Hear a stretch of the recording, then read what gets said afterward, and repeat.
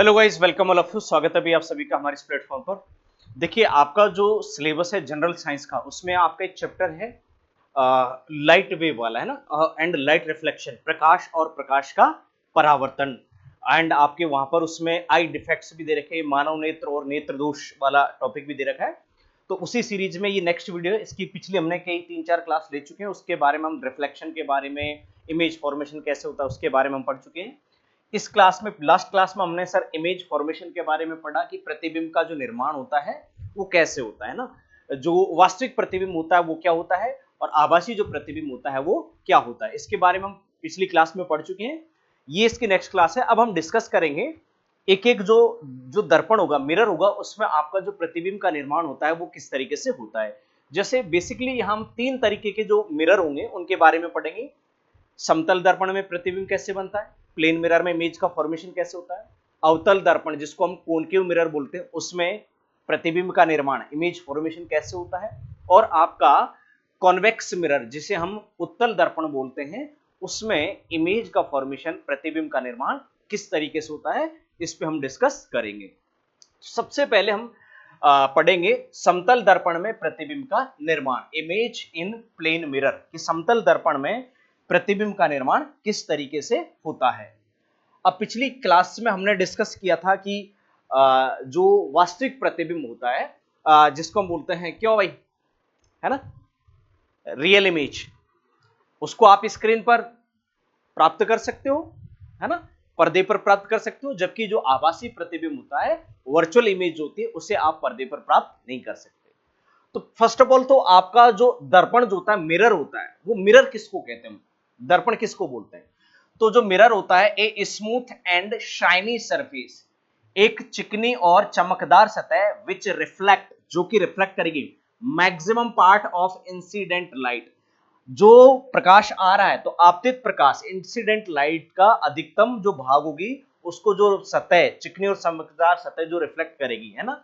तो ऐसी चिकनी और चमकदार सतह जो उस पर आपतित होने वाले अधिकतम प्रकाश के अधिकतम भाग को परावर्तित कर दे, ऐसी सतह को हम मिरर या दर्पण के नाम से जानते हैं। तो इसको आप क्या कहोगे, मिरर कहोगे, दर्पण कहोगे, ठीक है। यहां अब चूंकि हम पढ़ रहे हैं सर समतल दर्पण, तो सर समतल दर्पण जो रहता है वो बिल्कुल फ्लैट रहता है, एकदम प्लेन रहता है, ठीक है।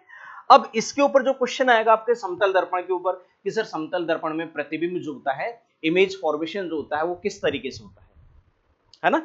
समतल दर्पण में प्रतिबिंब जो होता है, image formation in a plane mirror, तो वो किस टाइप का होता है, विच टाइप, है ना।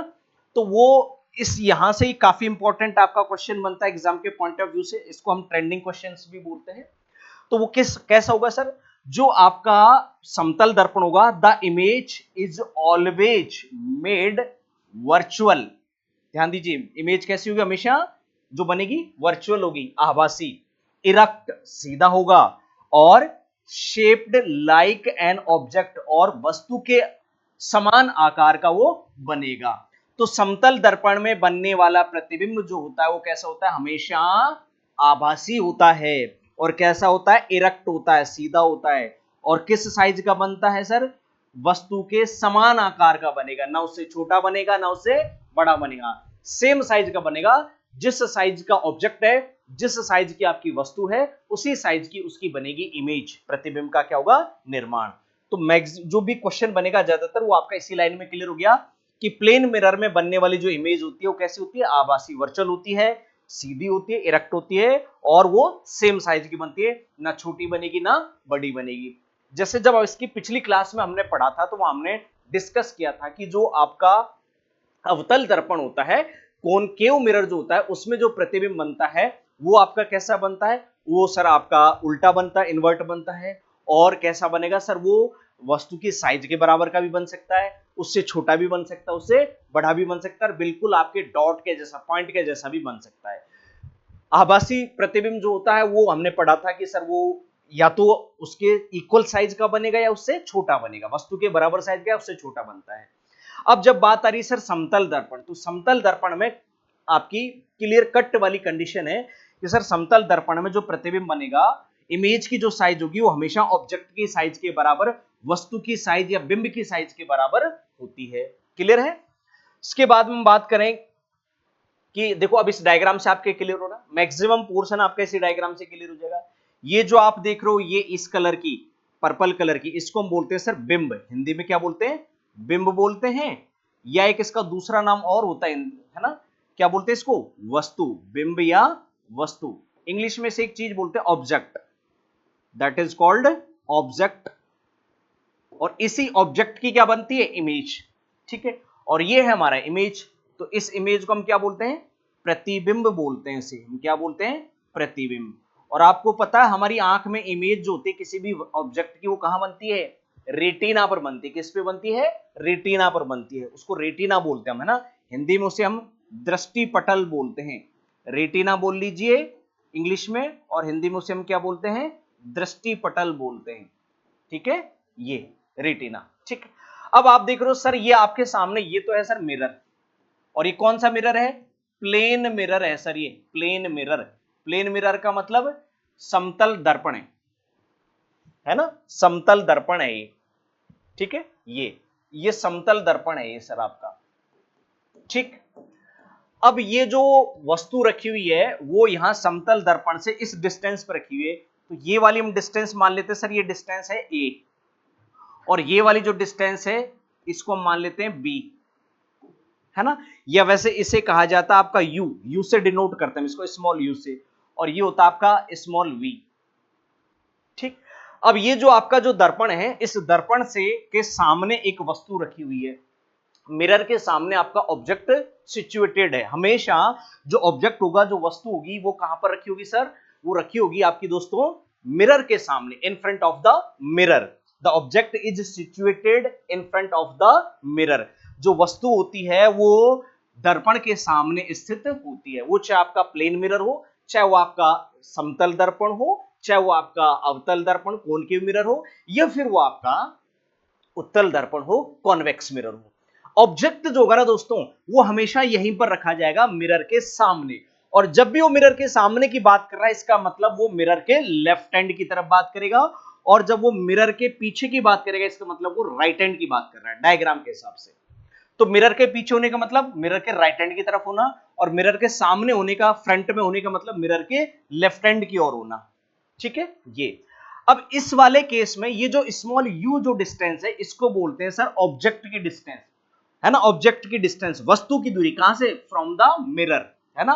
तो ये जो ऑब्जेक्ट की डिस्टेंस होगी, और ये जो v है आपकी, ये v जो होती है वो होती है आपकी सर इमेज की डिस्टेंस। क्या होती है आपकी? ये इमेज डिस्टेंस होती है।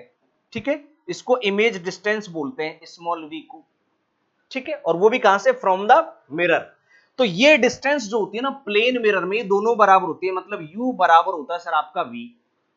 ये दोनों डिस्टेंस बराबर होती है। तो एक क्वेश्चन आपका यहां से भी क्लियर हो जाता है कि किसी भी प्लेन मिरर में ऑब्जेक्ट मिरर के सामने जितने डिस्टेंस पर होगा, जितनी डिस्टेंस पे होगा, उसकी इमेज मिरर के पीछे उतनी ही डिस्टेंस पे बनेगी।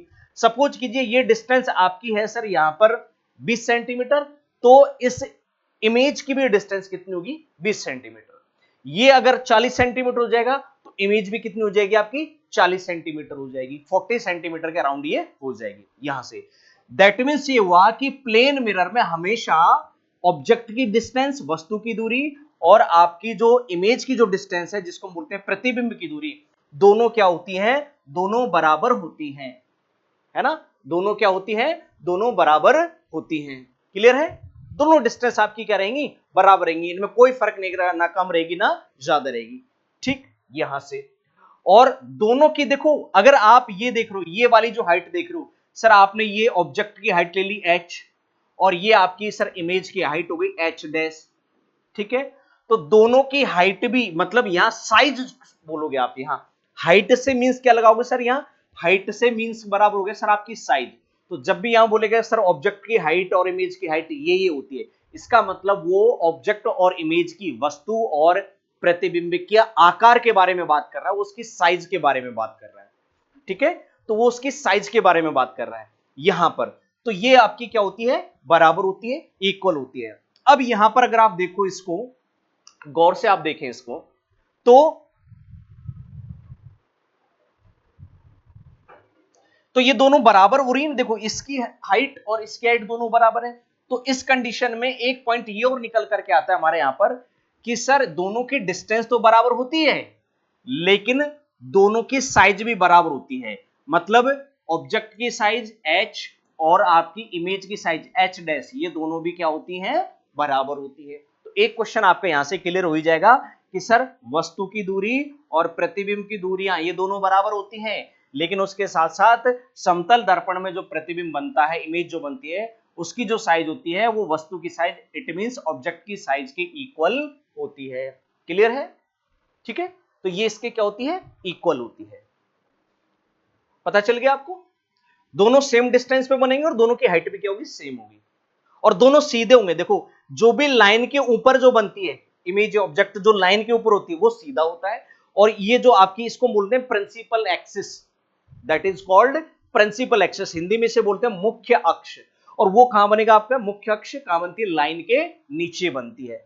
ठीक है, तो अगर आपका ये जो इमेज है वो लाइन के नीचे बनेगा तो वो बनेगा उल्टा, और उल्टा जो बनेगा वो ऐसे बनेगा, उसका एरो की जो डायरेक्शन रहेगी, तीर के निशान की दिशा नीचे की तरफ रहेगी, और जो सीधा बनेगा उसके तीर के निशान की डायरेक्शन कैसे रहेगी, ऊपर की तरफ। तो इसमें एरो की डायरेक्शन अपवर्ड डायरेक्शन में है, और इसमें एरो की डायरेक्शन नीचे की तरफ है, डाउनवर्ड डायरेक्शन में।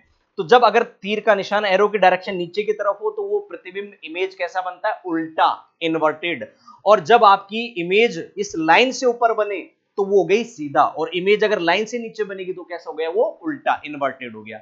ठीक है, यहां से क्लियर हो जाता है। समतल दर्पण में, इन द प्लेन मिरर में बना प्रतिबिंब दर्पण के पीछे, देखो वही आगे वही बात, उतनी ही दूरी पर बनेगा, है ना, जितनी दूरी पर वस्तु दर्पण के सामने रखी हुई है। तो ये वाली जो लाइन है वो इसी बात को कह रही है कि ये जो प्लेन मिरर है, इस प्लेन मिरर में जो इमेज बनेगी मिरर के पीछे, वो ये जो डिस्टेंस, वो उतनी डिस्टेंस पे बनेगा जितनी डिस्टेंस पे उस मिरर के सामने कोई ऑब्जेक्ट या कोई वस्तु रखी हुई है।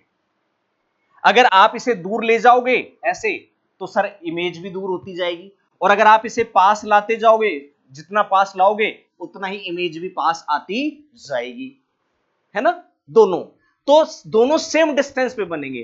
तो वो अभी हमने जो लाइन पढ़ी वो क्या कह रही थी, वो ये कह रही थी कि सर प्लेन मिरर में जो इमेज की जो डिस्टेंस होगी वो उतनी डिस्टेंस पे बनेगी, इमेज जो जिसे हम प्रतिबिंब बोल रहे हैं वो दर्पण से उतनी दूरी पर बनेगा जितनी डिस्टेंस पर जो ऑब्जेक्ट है, जो वस्तु है, वो मिरर के आगे जितनी दूरी पर है। अगर ये आपका 40 सेंटीमीटर दूरी पर होगा तो इमेज भी आपका 40 सेंटीमीटर दूरी पर मिरर के पीछे की तरफ बनेगी। ठीक है, इसके बाद में सेकंड लाइन जो बोल रहा है वो ये बोल रहा है कि सर जो प्लेन मिरर होता है, समतल दर्पण जो होता है, उसमें बना जो प्रतिबिंब होता है वैसे तो सीधा बनता है, अभी हमने देखा कैसा बनता है, वो सीधा बनता है, लेकिन सर वो पार्श्व परिवर्तित, लेटरल अपोज होता है सर, वो लेटरल डायरेक्शन में से ना लेटरली चेंज होता है, वो लेटरल अपोज होता है, पार्श्व परिवर्तित होता है। इसका मतलब क्या हुआ सर, वो लेफ्ट और राइट में से उल्टा बनता है।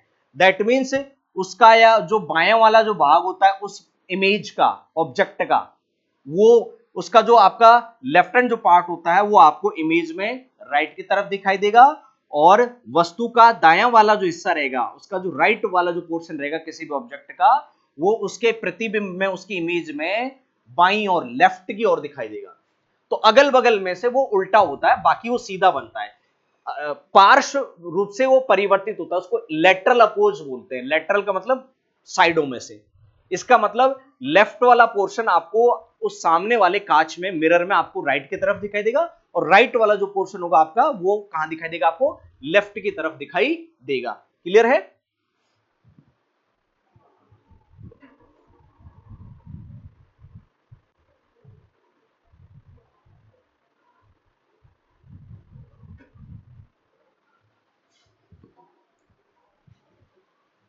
इसका यूज कहां कहां पर होता है सर, यूज भी बहुत इंपॉर्टेंट है, एग्जाम में यूज के ऊपर क्वेश्चन आता रहता है कि प्लेन मिरर का यूज कहां कहां होता है। प्लेन मिरर का जो यूज होता है वो होता है सर आपका ड्रेसिंग मिरर में, श्रृंगार दर्पण, श्रृंगार दर्पण जानते हैं आप, ड्रेसिंग मिरर, श्रृंगार दर्पण जो होता है ना, ड्रेसिंग मिरर, वो जो ड्रेसिंग मिरर होता है दोस्तों, वो आपके घरों में जो लगा रहता है ना, अरे जिसमें आप सजते धजते हो, वो जो आपके दीवार पर जो लटका रहता है एक छोटा सा मिरर, या आपका वो जो बेड के साथ में ड्रेसिंग टेबल नहीं आती क्या, ड्रेसिंग आती है ना बेड के साथ, वो काफी ऊंचा सा, वो लेडीज के लिए श्रृंगार के लिए उसमें वो कंपार्टमेंट बना रहता है, उनके वो जो मेकअप का श्रृंगार का जो भी है जो आइटम्स होते हैं, है ना, कॉस्मेटिक्स रहते हैं, और उसके बगल में एक शीशा होता है। या कईयों की जो गोदरेज की अलमारी होती है उसी में वो काफी लंबा सा वो मिरर लगा रहता है, तो वो ड्रेसिंग मिरर होता है। हमारे घरों में जो हम मिरर काम में लेते हैं अपना चेहरा देखने के लिए, अपने आप को सजने धजने के लिए, वो आपका ड्रेसिंग मिरर होता है, हिंदी में उसे श्रृंगार दर्पण बोलते हैं। तो वो आपका प्लेन मिरर होता है। टेलीस्कोप में जो हमारी टेलीस्कोप होती है ना, जो दूरदर्शी होती है, उनमें भी हम प्लेन मिरर यूज करते हैं। जो हमारी सबमरीन्स होती है पनडुब्बियों में, जो बाहर की चीजों को, पनडुब्बियां पानी के अंदर तैरती रहती है, चलती रहती है, परमाणु पनडुब्बियां, न्यूक्लियर, जो भी आपकी आर्मी की होती है ना, नेवी की आर्मी की जो पनडुब्बियां होती है, सबमरीन्स होती हैं। एक तो होते हैं सर आपके एयरक्राफ्ट या पानी के जहाज, पानी के जहाज तो पानी की सतह से बाहर चलते हैं, तैरते रहते हैं। एक ऐसा भी जहाज होता है जो पानी के अंदर ही अंदर तैरता रहता है मछलियों की तरह, उसे पनडुब्बी सबमरीन कहा जाता है। तो सर उनको बाहर की चीज, पानी से बाहर की चीज कोई देख रहा है कि कोई दुश्मन देश का जहाज तो नहीं आ रहा है, तो उसके लिए वो एक इंस्ट्रूमेंट इस्तेमाल करते हैं, पेरिस्कोप, है ना, वो पेरिस्कोप करते हैं बाहर की चीजों को देखने के लिए, तो उसमें भी प्लेन मिरर यूज में होता है। और कैलिडोस्कोप, बहुदर्शी, इसका मतलब आपको किसी भी एक ऑब्जेक्ट के, किसी एक वस्तु के दो से ज्यादा प्रतिबिंब प्राप्त करने हो, या जिस किसी एक वस्तु के, किसी एक ऑब्जेक्ट के दो से ज्यादा इमेज बने, दो से ज्यादा प्रतिबिंब बने, तो ऐसे इंस्ट्रूमेंट्स को हम कैलिडोस्कोप के नाम से जानते हैं। तो इन सभी में आपका समतल दर्पण, प्लेन मिरर क्या आता है, काम में आता है। क्लियर है? आगे बढ़े, चलिए। बाकी तो ये डायग्राम, अच्छा एक क्वेश्चन और आता है कि सर आपको आपकी जो कंप्लीट हाइट है, कि जो प्लेन मिरर रहता है ना, आपको आपका जो जो प्रतिबिंब जो देखना है, अपने आप को मिरर में जो देखना है, तो सर वो आपका सिर से लेकर के और यहां तक ऊपर वाला हिस्से तक आप पूरा उसमें कब दिखाई दोगे कि सर मिरर, जैसे हमारे घरों में अक्सर होते हैं छोटे छोटे से वो मिरर होते हैं, पॉकेट में भी रख लेते हैं, थोड़े बड़े साइज के होते हैं, बैग में रख लेते हैं, और बड़े होते हैं। तो सर यहाँ ये जो मिरर की जो हाइट है वो मिनिमम कितनी हो कि जिससे हमारा जो इमेज है वो पूरा का पूरा इसमें दिखाई दे। जैसा आपने देखोगे जो हमारे घरों में वो छोटे से जो मिरर होते हैं, प्लेन मिरर, जिसको हम दीवार पे लटका देते हैं, और जब हम उसमें देखते हैं तो सिर्फ हमारा गर्दन से ऊपर वाला हिस्सा ही दिखता है उस मिरर में, बाकी नीचे वाला पोर्शन दिखता नहीं है।